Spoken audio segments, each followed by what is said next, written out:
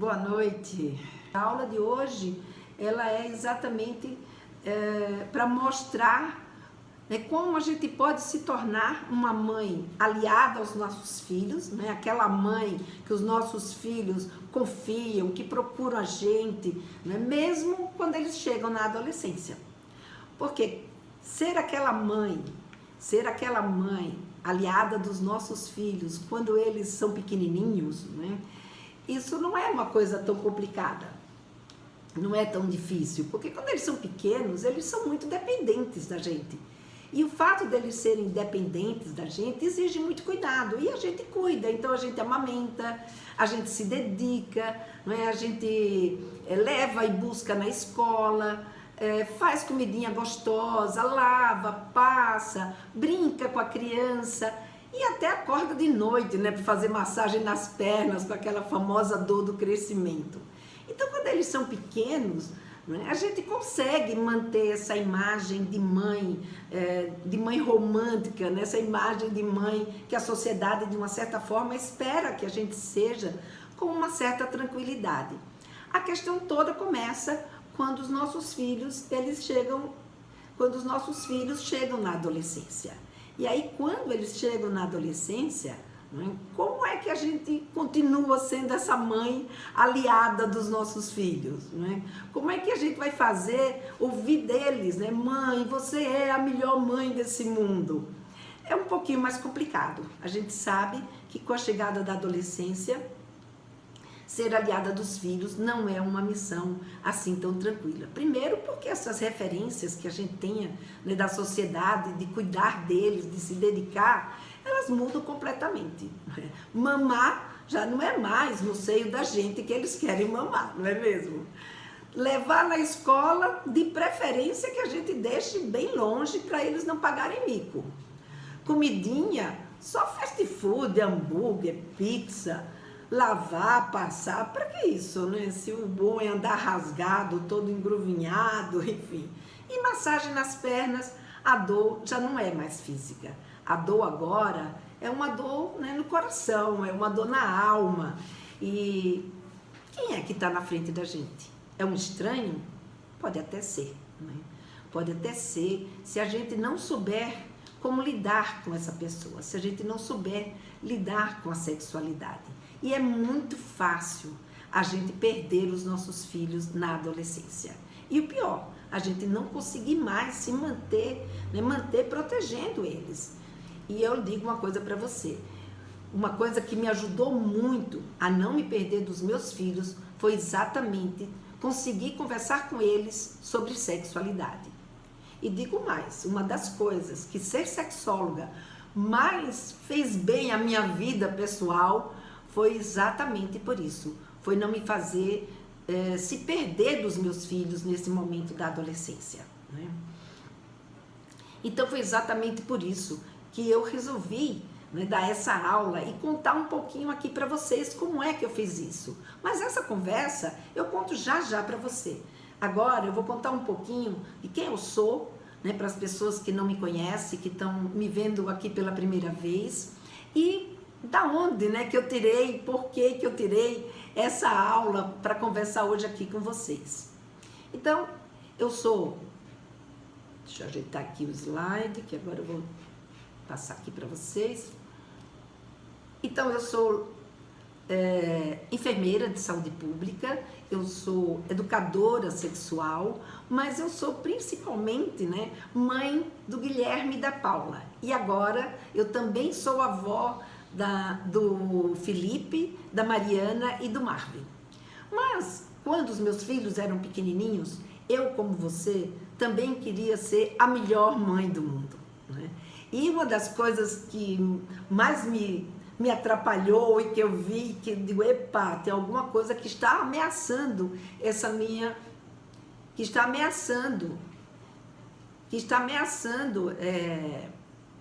tem uma coisa que está ameaçando essa possibilidade, de eu poder ser a melhor mãe do mundo.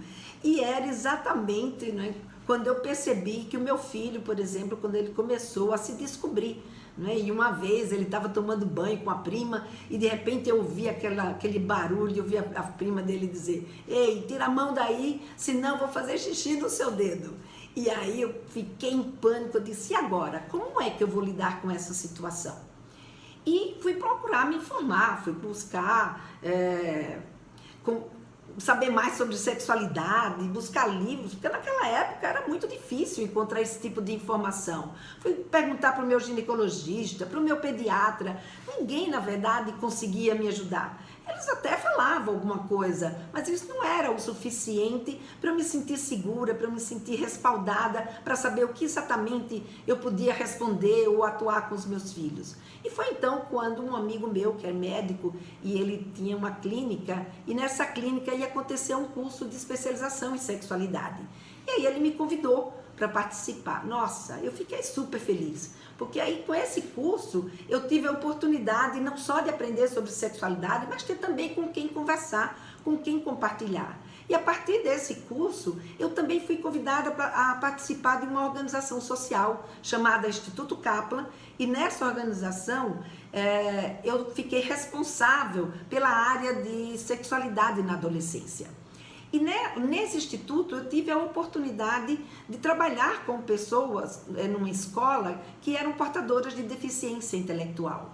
E nessa ocasião eu então pude compartilhar, né, os meus estudos e a minha aprendizagem com o professor Cornelius Rosenburg, e a gente desenvolveu, né, muita coisa importante que eu não encontrava em nenhum lugar. E eu falei assim: não, isso não pode ficar só para mim.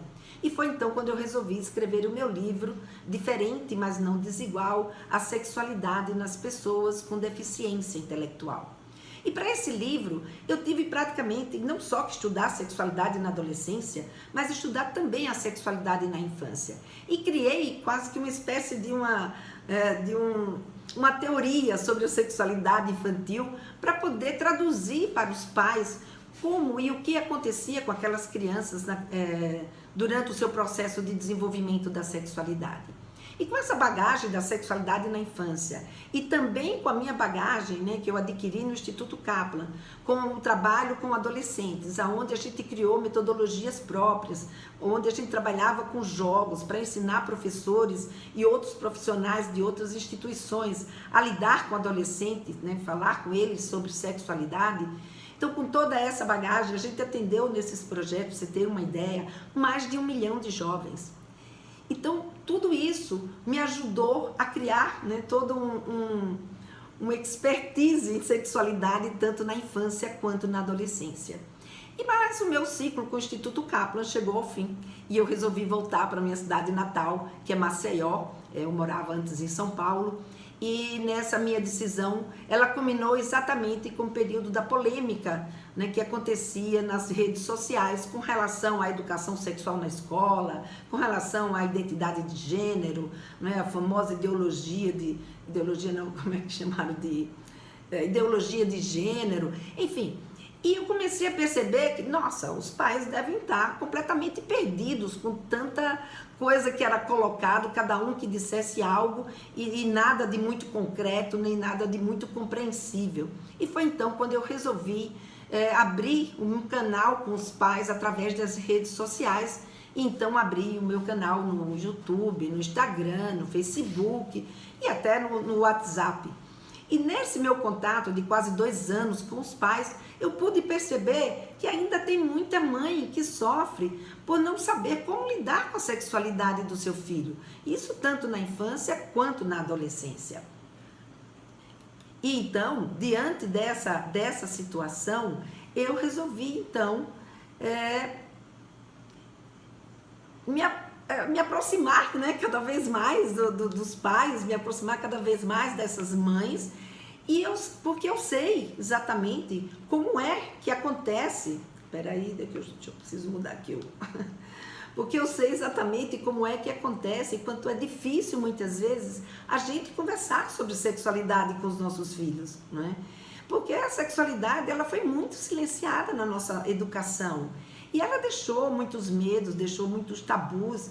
E eu mesma, né, pude perceber essa situação quando um dia eu estava em casa trabalhando, não é?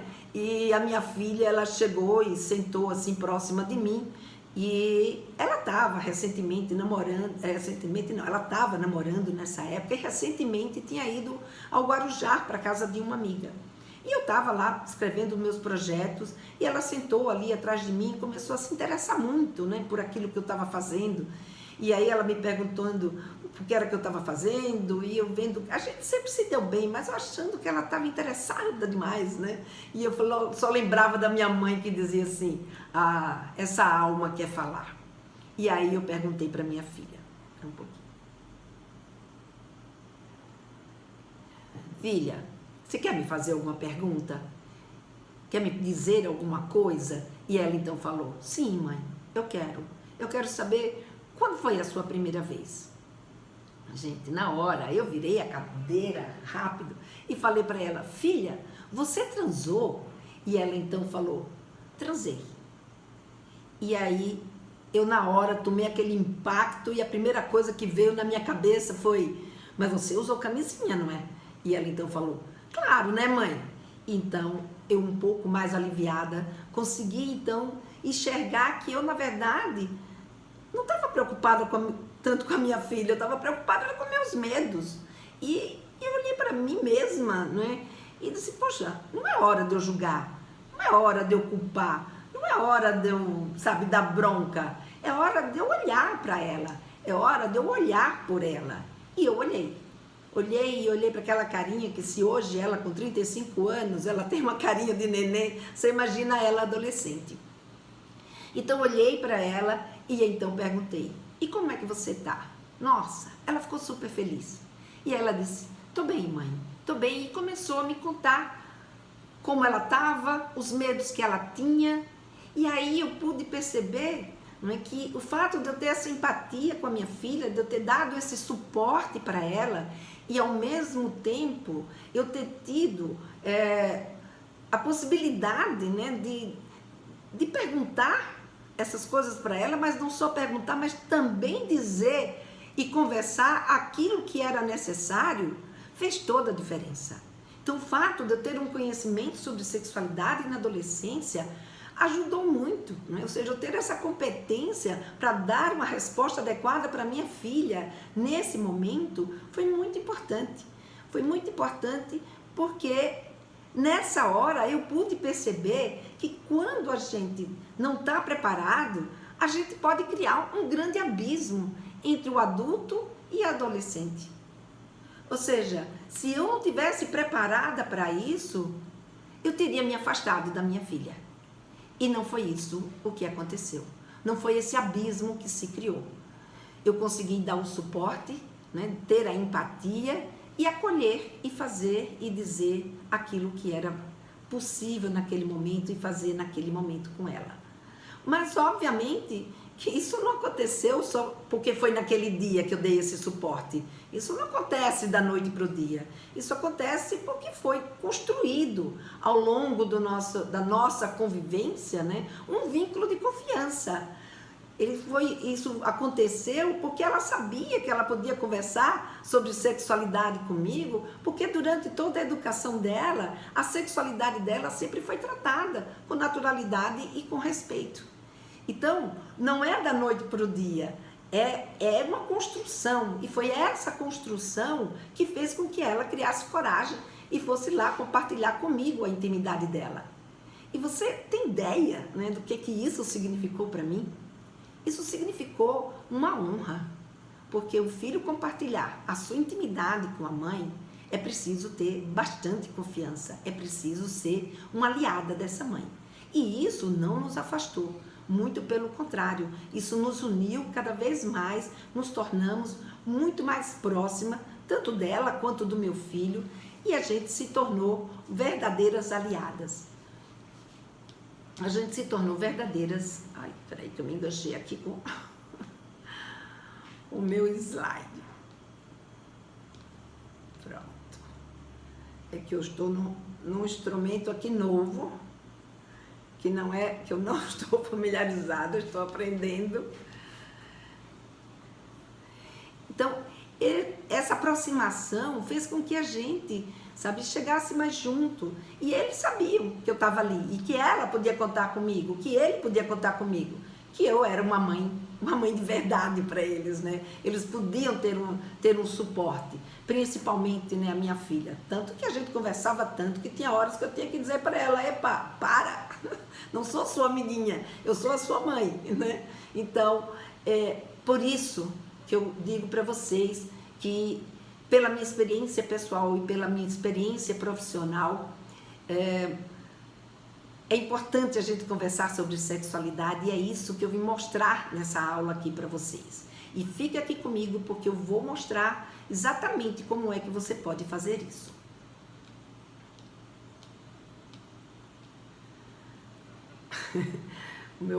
A minha passagem aqui com os slides, eles estão um pouquinho... Pronto. Então, vejam, por que os filhos se afastam da gente? Porque é tão fácil, né, a gente se perder dos nossos filhos quando eles se tornam adolescentes. É que a adolescência é um momento muito complexa, né? É um período extremamente delicado para toda a família. E é claro, né, que não é só a sexualidade, vários fatores estão envolvidos nessa história.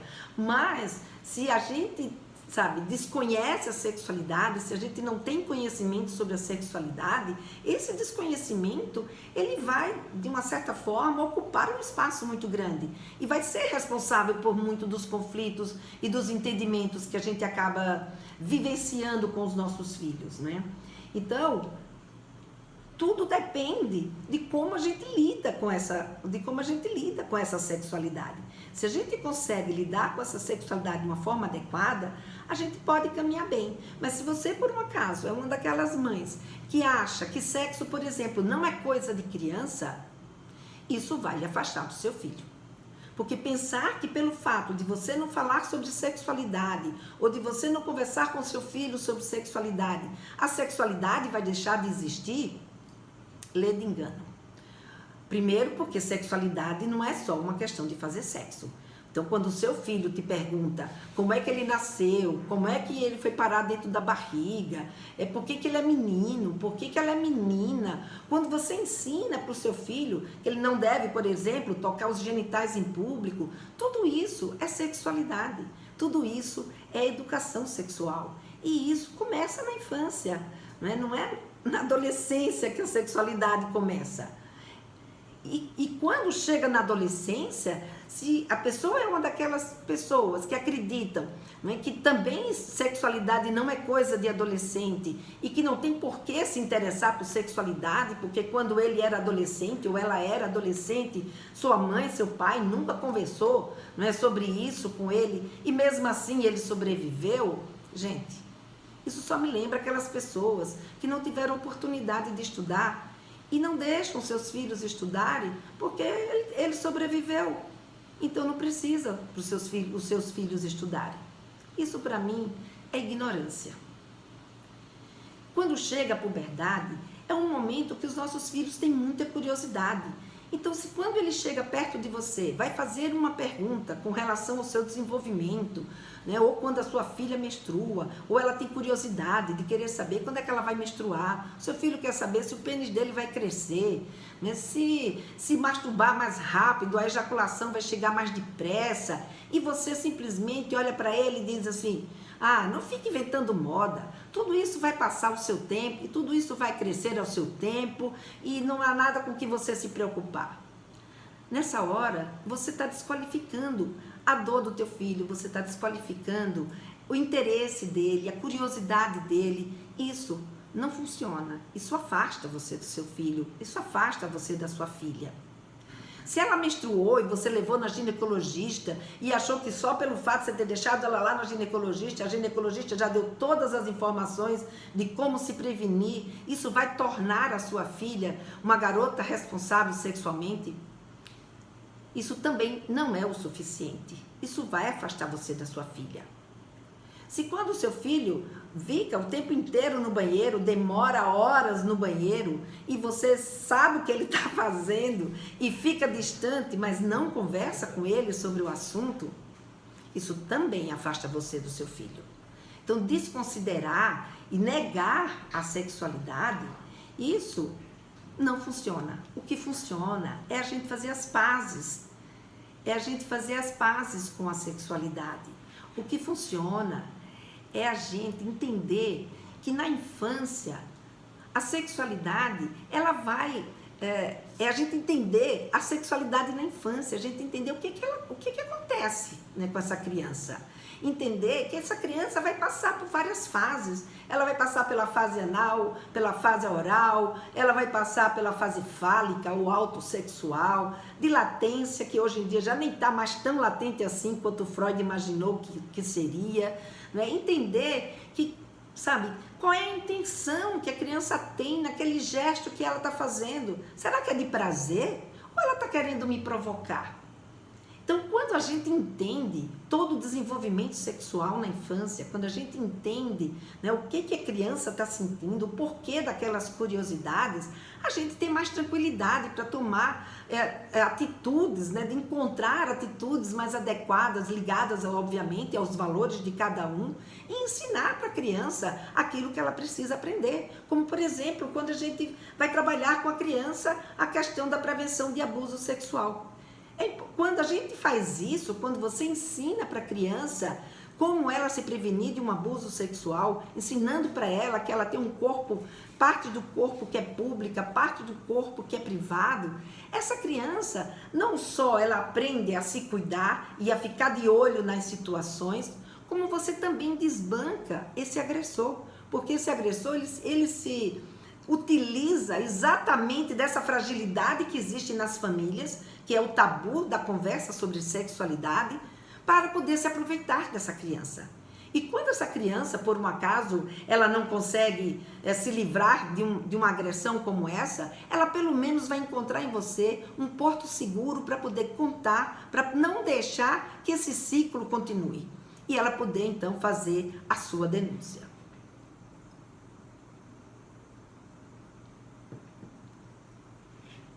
É desse jeito que a gente deixa elas mais seguras. É desse jeito, conversando e orientando a criança, que a gente consegue, então, protegê-las com relação às violências sexuais na infância. E quando chega na adolescência, não é diferente. Na adolescência, então, tudo é sexualidade. Para a gente descomplicar a adolescência, o segredo está em a gente conhecer o nosso adolescente. Porque o grande problema da adolescência não está no adolescente. O grande problema da adolescência está no fato da gente ter uma ideia do adolescente que ele não é. Então, conhecer o adolescente é primordial. Saber que ele entrou na puberdade. E nessa puberdade, né, que a gente não pode perder esse momento, porque a puberdade, eu chamo ela assim, o momento mágico da relação e da confiança entre pais e filhos. É nesse momento da puberdade que ele ainda tem muita dependência de nós e ao mesmo tempo está passando, né, por um monte de mudança, né, como vocês estão vendo aí, que vai acontecer na vida dele, como essa alteração, né, de todo o corpo dele. São os seios que crescem, é o pênis que cresce, eles vão crescer de tamanho, alterar a voz, pelo pubiano, poluição noturna, barba, bigode, menstruação, ejaculação. Gente, o que não falta é mudança no corpo, porque quando vem esse banho de hormônio, ele vai fazer tudo isso com seu filho, vai fazer tudo isso com a sua filha. E obviamente que isso não acontece de uma forma à toa. Isso vai acontecer porque a gente está se preparando para uma das nossas, né, funções, que é a nossa capacidade reprodutiva, que é a nossa capacidade sexual. Porque tudo isso acontece, né, a natureza fez a gente ser capaz de se transformar dessa forma para que a gente tivesse condições de reproduzir. E para que a gente tenha condições de reproduzir, obviamente, já que somos seres sexuados, nós temos que nos preparar também para a nossa sexualidade, para a nossa vida sexual. Então, nesse momento, a energia sexual está em potência máxima e as respostas são ultra rápidas e você imagina tudo isso acontecendo, né, de uma só vez com esse adolescente. Só que esse banho de hormônio, ele não vai atingir apenas essa mudança do corpo? Ele também vai atingir o desenvolvimento cognitivo e o desenvolvimento psicoemocional do nosso adolescente. E isso vai fazer com que o nosso adolescente adquira uma capacidade que é a capacidade que distingue, não é, o homem das outras espécies animal, que é exatamente aprender a imaginar. Então, nessa hora, o nosso adolescente, ele acaba desenvolvendo a capacidade de abstração. E aí ele consegue agora se imaginar nas situações. E isso dá a ele uma capacidade que é a capacidade orgástica. Por isso que a intenção de um adolescente em relação ao sexo é diferente da intenção que existe de uma criança. Então, nesse momento, eles vão devanear, eles vão fantasiar e, obviamente, que tudo isso leva a um interesse sexual. Mas eles não estão prontos para fazer sexo do dia para a noite. Não é, sabe, bastou eles sentirem desejo sexual e isso vai acontecer. Não, eles vão também passar por um processo.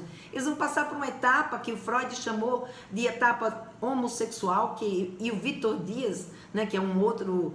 um psiquiatra que eu acompanho e que eu gosto muito das colocações dele, que ele chamou da fase do grande amigo e da fase da grande amiga, que é o momento que eles vão aprender a ser do sexo que ele é. Depois, eles vão ter a fase do amor platônico, vão se apaixonar por alguém que não os ameace, alguém que não vai ter a menor possibilidade de pedir eles em namoro, né, por exemplo.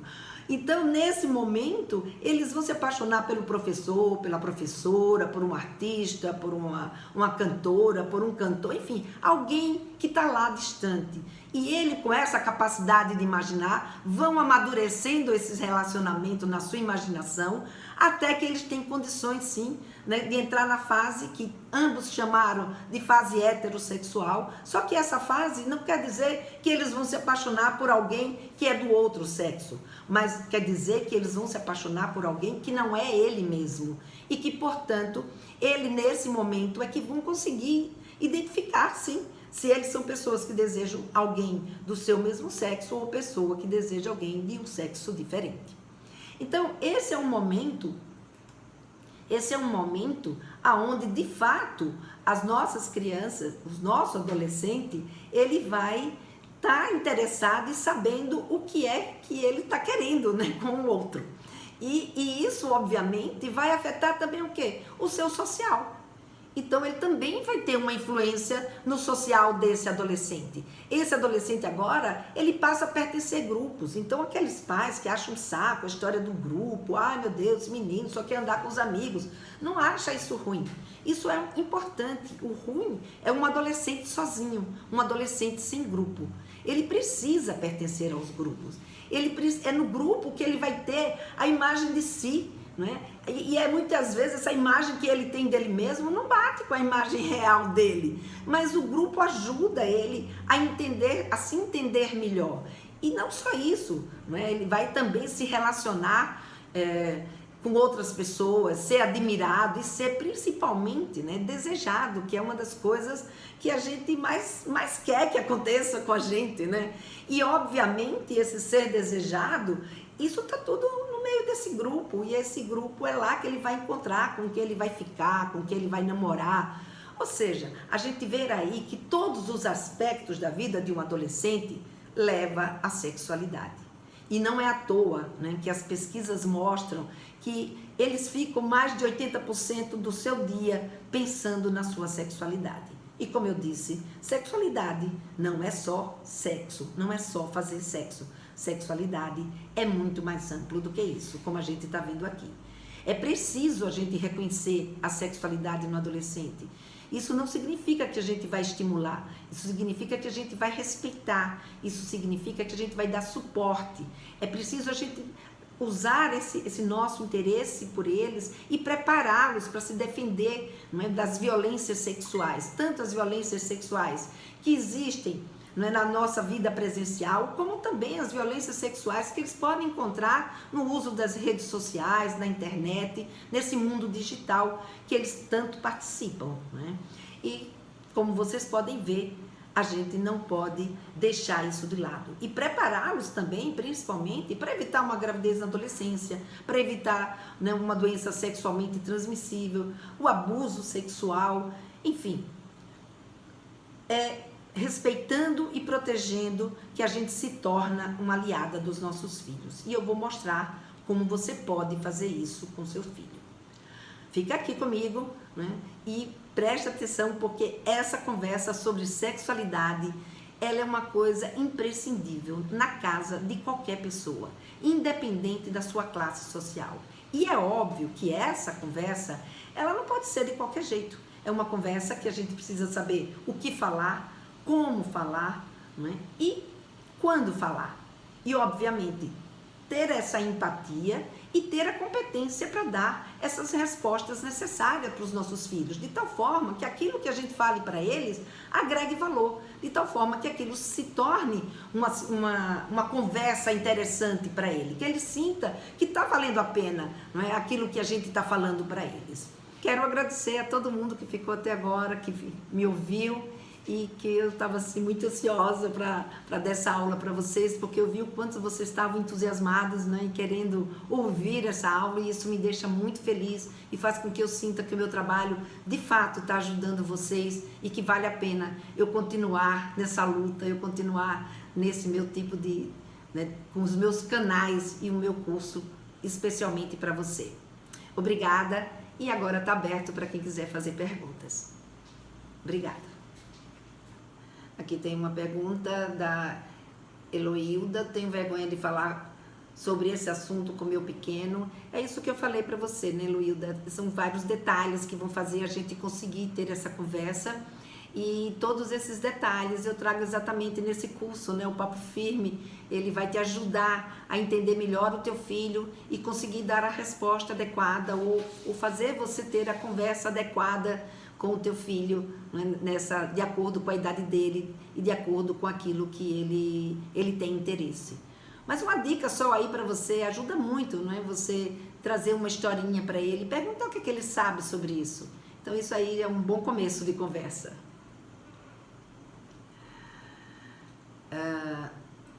Tem aqui uma pessoa perguntando, o bote Duduzinho, vocês usam os nomes diferentes, né, nas suas redes sociais, que pergunta o que é poluição noturna. A poluição noturna é quando o garoto ejacula, ou, né, o homem ejacula dormindo. Então ele tem esse nome, essa ação, esse fato, na verdade, tem o nome de poluição noturna.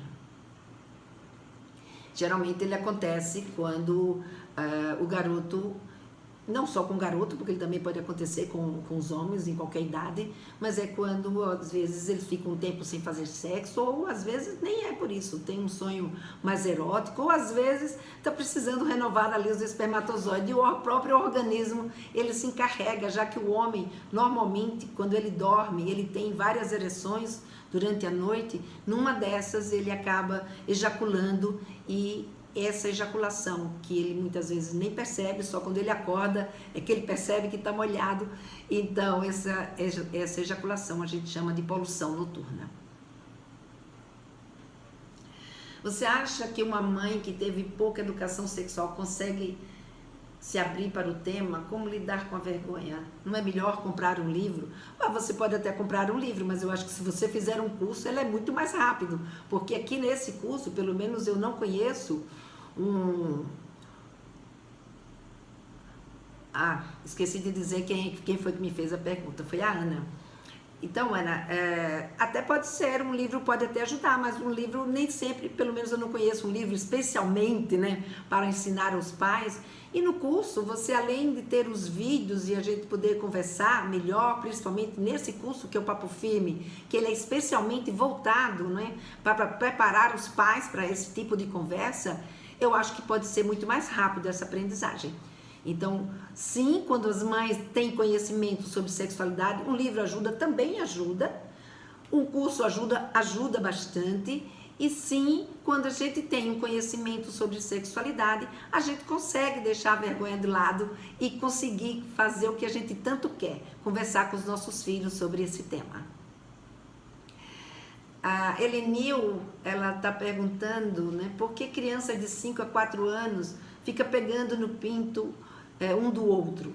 Então, Helenil, é isso que eu conversei com vocês. Isso é uma aula, né, para a gente conversar sobre todas as características que acontecem no desenvolvimento da criança. E é exatamente sobre isso que eu trato naquele terceiro módulo, aonde eu falo para vocês tudo o que acontece, né, durante o desenvolvimento sexual na infância. E principalmente essa questão, por que que eles fazem isso? Né? Só te digo uma coisa para te deixar tranquila, isso faz parte do desenvolvimento sexual da infância. A Daiane, ela pergunta como iniciar a conversa com crianças de 2 a 6 anos. Então, Daiane, tá lá também no curso esse tipo de orientação para as mães. Como fazer esse tipo de conversa? Porque, como eu disse para você, numa única aula, né, não dá para a gente abarcar todos esses assuntos. São muitos detalhes que precisam estar esmiuçados para você poder entender esse contexto e dentro desse contexto, então, você conseguir encontrar e saber como você vai falar com seu filho, né, de 2 a 3 anos. Mas uma dica aí eu já deixo para você. Espera ele fazer pergunta. Espera ele te fazer a pergunta e pergunta de volta para ele. Por que você está fazendo essa pergunta para a mamãe? Minha filha se toca e isso me preocupa. Eliana está me fazendo essa pergunta. Então, Eliana, como eu já falei aqui, né, conhecendo o desenvolvimento da sexualidade na infância, você vai perder essa preocupação e você vai conseguir então lidar com essa situação com a sua filha de tal forma que a sua filha consiga se beneficiar disso e você não entre em atrito nem fique pensando bobagens, porque isso também faz parte do desenvolvimento dela. O importante é a gente saber como lidar com isso e para isso precisa conhecer melhor, né, como é que o desenvolvimento da sexualidade acontece na nossa criança. O Lu Vital está perguntando, poluição noturna acontece só com homens? Sim, as mulheres podem também lubrificar dormindo, mas acontece que não é algo assim tão visível, né, como é a poluição noturna. E a poluição noturna, ela geralmente acontece porque o homem, ele precisa entrar em ereção à noite. E quando que é através dessa ereção que ele tem à noite, que faz com que ele, de certa forma não, ele oxigene, né, o pênis. E nessas dele ter ereção, se ele tem ou algum, como é que eu diria, algum pensamento erótico, ou mesmo ele está um tempo sem transar, ou mesmo por nada, né? Ele pode ter essa ejaculação, tá? Então, é comum sim, é só nos homens, porque só os homens ejaculam. As mulheres, há a possibilidade das mulheres ejacularem, mas isso é muito raro e precisa essa mulher estar num nível de excitação muito alto que dormindo ela não consegue. A Roberta pergunta aqui, até que ponto é bom os nossos filhos ver a gente nua? Tudo depende, Roberta. Vai depender de como vocês se sentem diante desse tipo de situação. Bom, gente, acho que por hoje as perguntas que vieram estão aí. A gente tem o nosso suporte que fica na página lá à disposição de vocês para qualquer dúvida que vocês tenham. E qualquer coisa, eu estou à disposição de vocês, tá bom? E que vocês encontrem no Papo Firme um monte de resposta dessas que vocês me fizeram. Eu tenho certeza que vocês vão encontrar. É por isso que eu estou tão feliz e tão tranquila em oferecer essa oportunidade para vocês. Tchau, até outro dia.